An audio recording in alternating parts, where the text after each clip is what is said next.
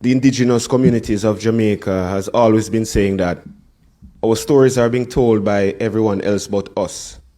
And the forum was needed to have a sitting where we could all put together the narratives, dispel these rumors, dispel all the negative innuendos that has really been designed to set us back, right? Hold us up in the valued conversations and negotiations that should have taken place decades ago. So one of the first things that I have always maintained and tried to impart to the wider Jamaica and the world is that it wasn't just parts of Jamaica that was at war. It wasn't in a compound. It wasn't in Scottsall. The entire island was at war. So who were these people that were warring the colonizers?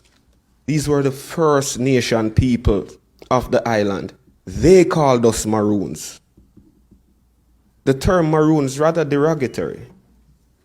It said we were wild and untamed, right? But the essence of who this treaty speaks to were those persons identified as Maroons, which is the only reason we hold on to that term today, to be honest.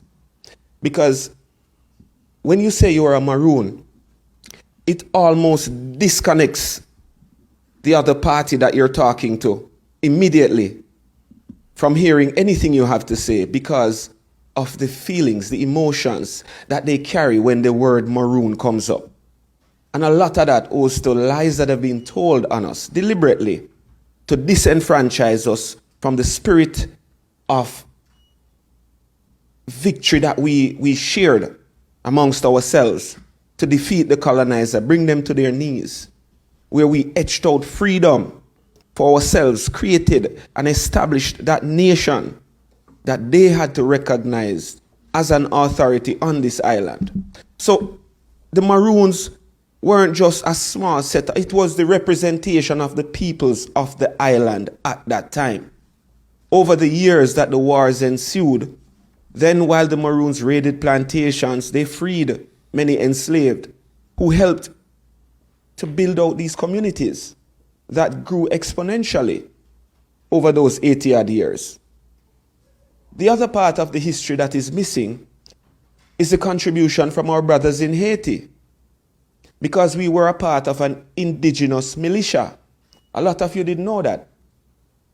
So when they thought they killed us off and we kept coming and coming, it's not just now that we're using boats to go into other territories and boats from other territories coming into ours.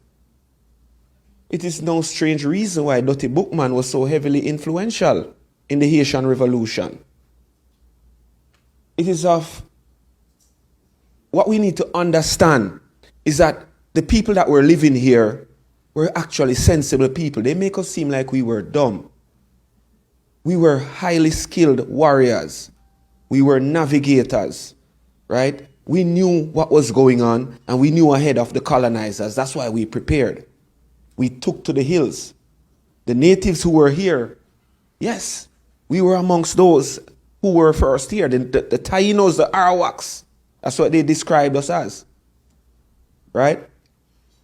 But our history is so much deeper and richer than the colonial period that has been plastered around to set as our foundation of learning.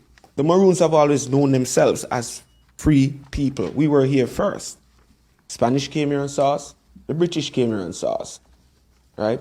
So understanding now that when we say those First Nation peoples brought the mightiest military power of the Western Hemisphere to its knees, one must understand how were they able to accomplish such feat. One, we know of the guerrilla warfare tactics, right?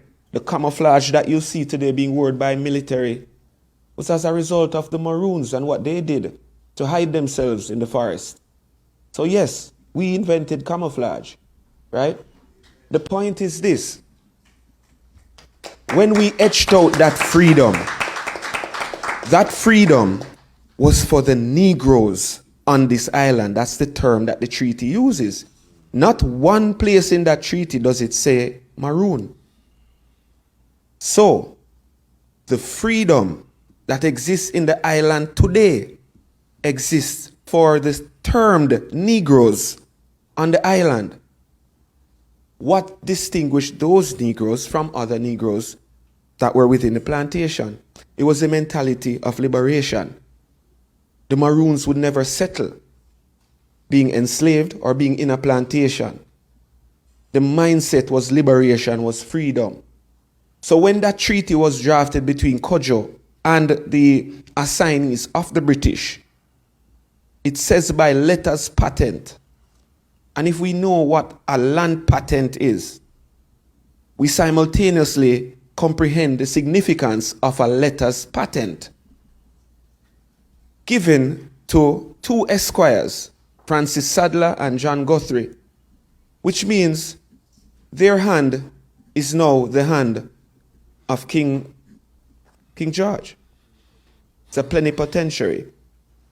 So the agreement between the Maroons was between the Maroons and the hand of King George, signed on his behalf by Guthrie and Sadler. That agreement is the establishment of two jurisdictions on this beautiful archipelago we call Jamaica. Those two jurisdictions would be respectfully controlled and operated in peace by the Maroons and the British. So the Maroons got their independence, as they term it.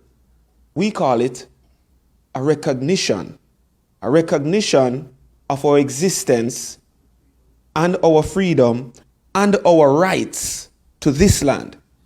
That's what that treaty was. It wasn't a colonizer giving us land. It was a colonizer saying, hey, we want peace. We're suffering enough losses. It's now time to fix and try to move forward.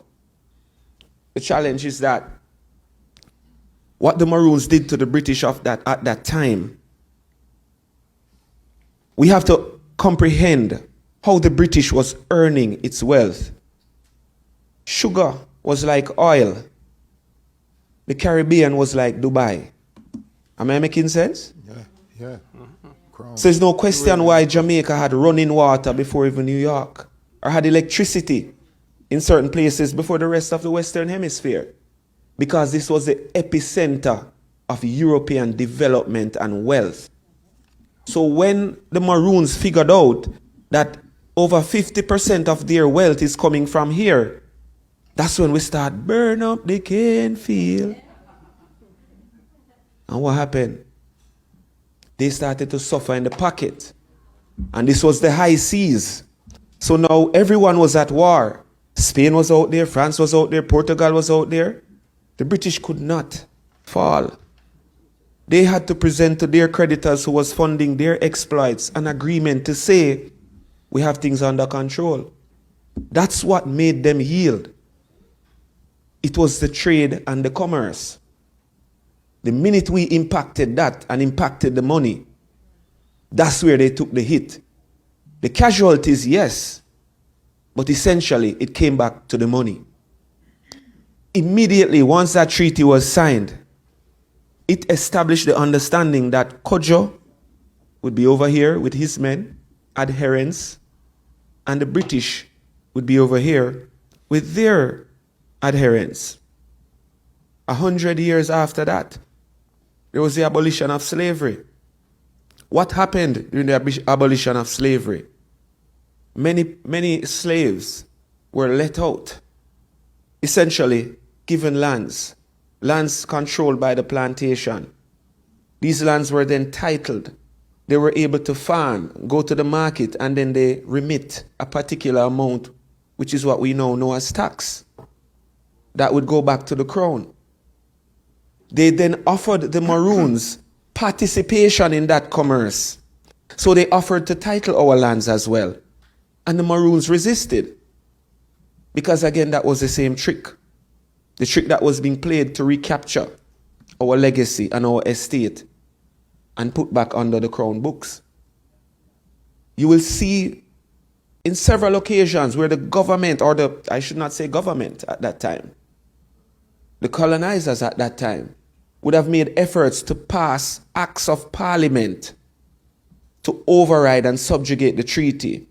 And we have seen in the past where the crown would have stepped in and said, you can't do this. Yes? And they would have replaced governors for acting outside of the terms of the peace and friendship that existed on the island. They blamed the Paul Bogle rebellion on a compound. And look how far a compound is from where Paul Bogle is. It was always an effort to take back that treaty by whichever means possible. Because to date, that is the most powerful document that the British has ever signed with any other indigenous entity. They would never do another treaty bearing the same terms of freedom that was given to the Maroons of Jamaica. That's what makes this island so special.